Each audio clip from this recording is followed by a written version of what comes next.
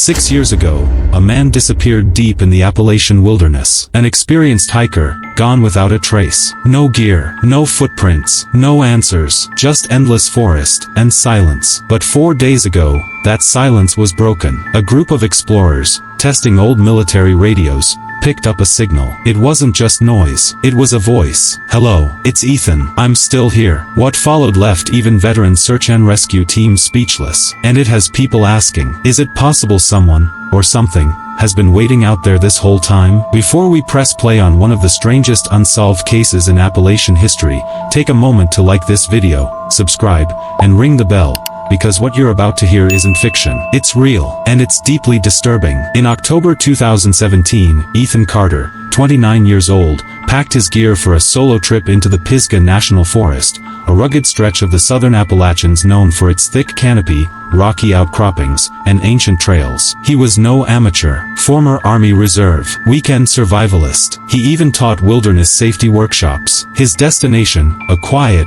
off-grid section near the Blue Ridge. No cell signal, no marked trails, just the mountains, and him. Ethan texted his sister before entering the woods. "Going dark for a few days. I need a reset. Love you." That was the last anyone ever heard from him. When he missed his return date, the family called in authorities. Within 48 hours, dozens of volunteers, dogs, helicopters, and drones scoured the forest. What they found was almost nothing. One faint boot print, half-pressed into the mud near a ravine. A snapped tree branch at an unnatural angle. And silence. No tent. No food wrappers. Not even footprints leading away. It was as if the woods had swallowed him whole. In July 2023, 6 years later, a group of YouTubers called Lost Signal Explorers entered the same region. They weren't searching for Ethan. They were testing out Cold War-era military radios in deep wilderness to see how well they still functioned. One of them, Daniel, carried a Hurt brand analog walkie, an old model discontinued in the early 2000s. They hiked off-trail, just a few hundred yards from where Ethan was last seen. That's when they heard it. Background, static and faint voice overlay begins. "Hello? Can anyone hear me?" They froze. At first, they thought it was interference. Then the voice came again, slightly clearer. "It's Ethan. I don't know where I am." The group checked their frequency. It wasn't a standard open channel. It was a locked emergency band,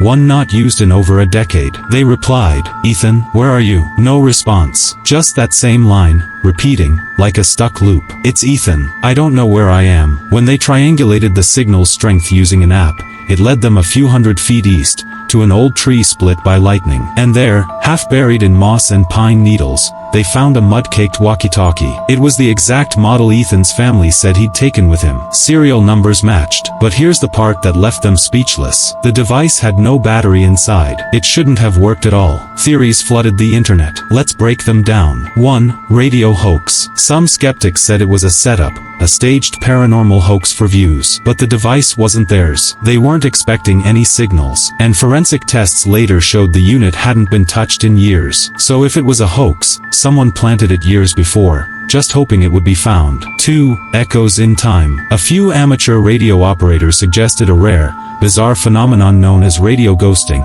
where old analog signals bounce off the atmosphere and repeat years later under perfect conditions. It's incredibly rare, but not impossible. Could Ethan have transmitted that distress call back in 2017, and it simply echoed back now? 3. Paranormal theories. Then came the darker theories. The Appalachians are ancient. They're filled with tales of missing time, unseen watchers, entities that mimic voices, and places locals say, you don't go, not even in daylight. Some believe Ethan may have crossed into something else, some place humans aren't meant to enter. That his voice, or a version of it, is now caught between two realities. Or worse, that it wasn't Ethan's voice at all. Following the incident, the explorers turned the device over to authorities. The original search team was reactivated, and for 3 days, investigators returned to that quiet, broken patch of forest. Nothing. No further transmissions. No sign of Ethan. Just the static silence of the trees. His family, though devastated, said the transmission gave them closure. Or at least, confirmation that something else happened to him. But here's the unsettling truth. Other hikers have started reporting similar phenomena in that area. Strange whispers through headsets. Lights moving through the fog. The feeling of being watched, when alone. The forest doesn't forget. And sometimes, it whispers back.